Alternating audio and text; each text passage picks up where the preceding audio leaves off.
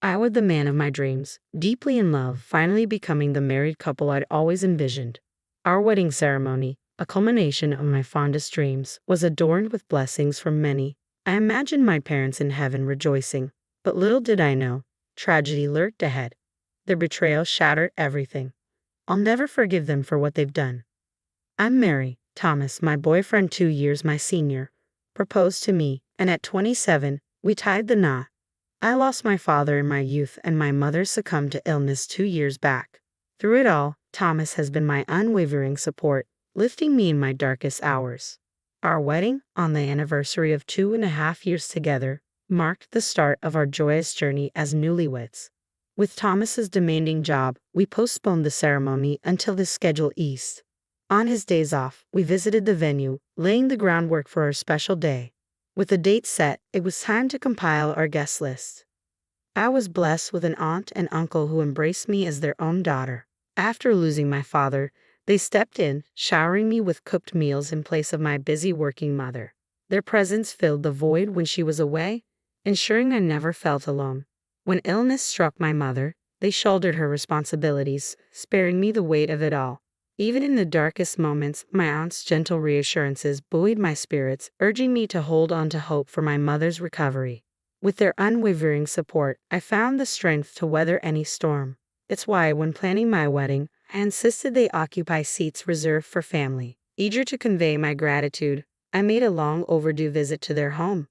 "Mary, congratulations on your marriage," my aunt greeted me, tears glistening in her eyes. "Thank you, Auntie. I've been thinking, I want you and Uncle to sit in the seats reserved for family at my wedding.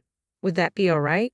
"Of course," she replied, her voice filled with warmth as she reached for a large box. "Mary, why don't you open this?" Curious, I obliged, lifting the lid to reveal a stunning white wedding dress nestled inside. Crafted from exquisite silk, it exuded elegance with a touch of charm. Delicate lace adorned the neckline, while intricate flower embroideries danced along the hem, lending it an undeniable allure. Smaller in size, it was evident this dress was tailored just for me. Instantly enamored, I gasped in delight. "Why this dress?" I inquired. "Well, your mother, my sister, she made it," my aunt explained softly. "What? Mom made this?" I exclaimed, disbelief coloring my voice. "Yes. Despite her illness, she poured her heart into every stitch, envisioning this day for you. She asked me to give it to you if ever you married. This dress embodies all the love she held in her final days. Mary, you must wear it at your wedding. It would mean the world to her," my aunt said, her eyes shimmering with tears and affectionate pride. Touched by her gesture, tears welled up in my eyes. "Thank you, Auntie. Holding on to this means everything to me. I'll cherish it, I promise," clutching my mother's handcrafted wedding dress tightly, my heart brimming with happiness. Upon returning home, I reverently hung the dress on my bedroom wall, its presence a comforting reminder of my mother's love. Determined to honor her at my wedding, I envisioned the day with renewed determination. But fate had other plans. Disaster struck one evening when I returned home from work to find the dress missing from its rightful place on my wall. Shocked and bewildered, I frantically searched the room, my heart sinking as reality set in.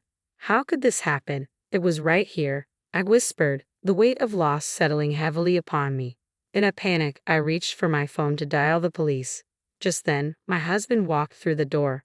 "Mary, what's wrong?" he asked, concern etched on his face as he hurried to my side. "My dress, it's gone. I had it right here," I sobbed, gesturing to the empty space on the wall. "I think someone took it." My distress seemed to startle my husband, and his response caught me off guard. "Oh, is that all?" he remarked casually, prompting me to question him further. "What do you mean, Thomas? Do you know something?" I asked, my voice trembling with uncertainty. His revelation left me stunned. "Well, yes. My sister mentioned she needed a dress for her upcoming wedding and wanted to borrow yours," he confessed. "What?" I gasped incredulously, realizing he had lent my precious wedding dress without consulting me. It dawned on me then that she'd used the spare key from our mailbox to retrieve it.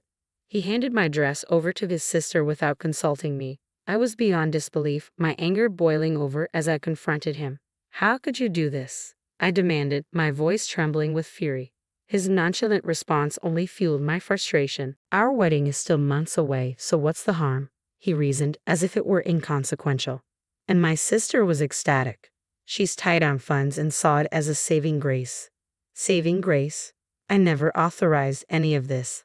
I shot back, seething at his lack of consideration. That dress was a labor of love for my mother, made specifically for me. Did you forget, Thomas? It's tailored to perfection. How could you lend it out without my consent? His attempt to pacify me only infuriated me further. Relax, it's not like it's a one-time use item. You'll still get to wear it. So what's the problem? He insisted. The problem? It's crystal clear. Why should your sister wear my dress before I do? It's just plain wrong, no matter how you spin it. Despite my efforts to convey my frustration, my husband remained obstinate, refusing to apologize or acknowledge his error. His dismissive attitude only fueled my anger further. Mary, you're overreacting. You need to stop acting like a spoiled child, he retorted, his words a stinging rebuke. Spoiled? How can you say that? This dress holds sentimental value. It was made by my mother for me. It's nonsensical for your sister to wear it before me, I countered, exasperated by his callousness. His indifference pushed me to my breaking point. I'm going to your parents' house tomorrow to retrieve the dress, I declared firmly. Tomorrow? But that's when my sister's fiancé and his parents are visiting, he interjected. Your parents' house, and you think I should just sit back and let them decide? I snapped, incredulous. Let me be clear. Regardless of anyone's opinion, I refuse to allow your sister to wear that dress. The following day, I took a break from work to confront my sister-in-law. Upon reaching my in-laws' home, the lively chatter from within greeted me as I approached the open front door. Stealthily entering, I overheard unfamiliar voices engaged in conversation. You made this dress yourself? That's incredible, Cynthia. A man's voice praised, referring to my sister-in-law. Cynthia, basking in the admiration, modestly deflected the compliment. Oh, it was nothing, she downplayed, proudly showcasing my mother's meticulously crafted wedding dress to her fiancé and his parents. A surge of emotions welled up within me as I listened, my heart heavy with indignation. Claim of creating her dream dress struck a nerve. That dress was a symbol of my mother's love, crafted expressly for me. Without realizing it, I found myself drawn towards them, propelled by a mix of anger and hurt. Storming through the entrance, I snatched the wedding dress from my sister-in-law's grasp and declared, "This belongs to me," in front of the astonished onlookers. All eyes turned towards me, except for my sister-in-law, who paled at my assertiveness. Cynthia, is this true? Her fiancé questioned, prompting her to offer a feeble defense. No, it's not what you think. I really did make it myself. Realizing the futile nature of the conversation, I turned my attention back to Cynthia. Why don't you try it on then?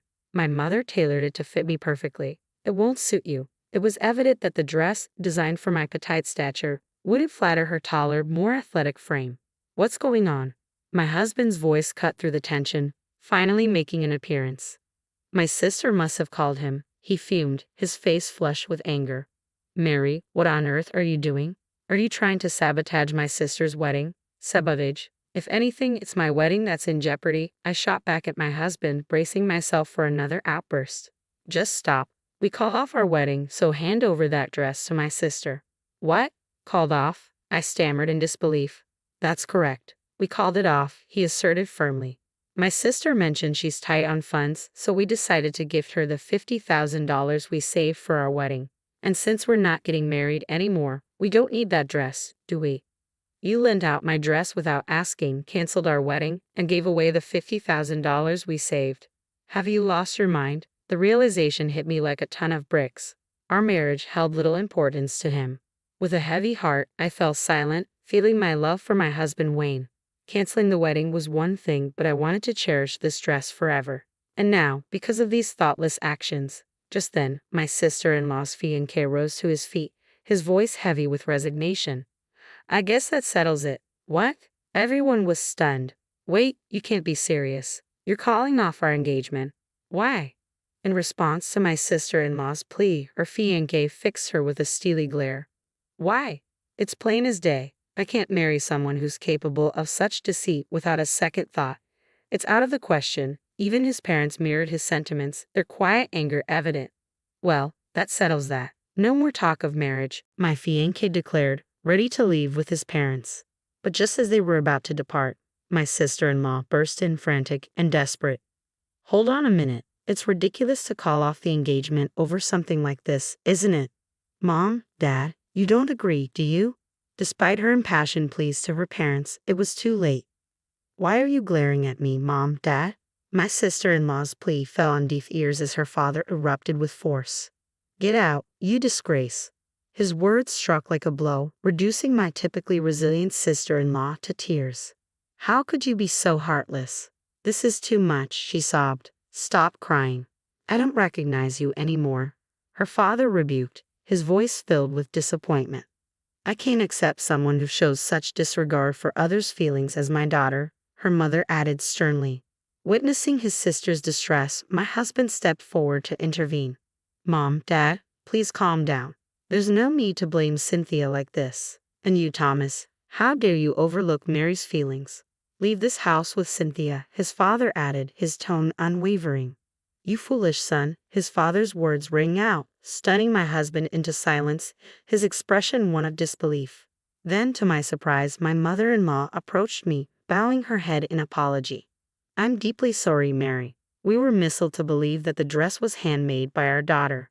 No, it's all right, but I can't continue living with Thomas, I responded, my heart heavy with resolve. That's understandable.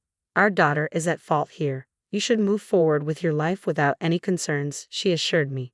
Her words struck a chord within me. Despite the turmoil, I couldn't shake the guilt of parting ways with my in-laws who had always treated me with kindness. Nonetheless, staying with Thomas was no longer an option. Mary, I'm sorry. Truly, I am. We'll make things right, have a proper wedding. Please don't mention divorce, my husband pleaded, his tone shifting dramatically after his parents disowned him. But I couldn't fathom reconciling with a man devoid of spine. I'm forging my own path now. I can find happiness without you. His plea fell on deaf ears as I stood firm in my decision. Witnessing my resolve, my husband sank to his knees in defeat. After bidding my in-laws a heartfelt farewell, I left their home, packing my belongings and seeking refuge at my aunt's house. Though initially surprised, she respected my decision and welcomed me with open arms. My aunt skillfully repaired the torn dress, restoring its former glory. With my mother's dress refurbished, I sought alimony from my ex-husband, and we finalized our divorce. Unbeknownst to me, he had been diverting our wedding funds to my sister-in-law, which resulted in a slightly higher settlement for me. Both my husband and sister-in-law faced the consequences of their actions and were disowned by their parents, now residing together in our former home. Meanwhile, my sister-in-law, who had planned to be a homemaker, found herself jobless after quitting her job. Now, my ex-husband bore the sole responsibility of supporting them both. Reflecting on my experience, I resolved to be more discerning in choosing a partner if given another chance at marriage, ensuring a beautiful wedding while wearing my mother's cherished handmade dress.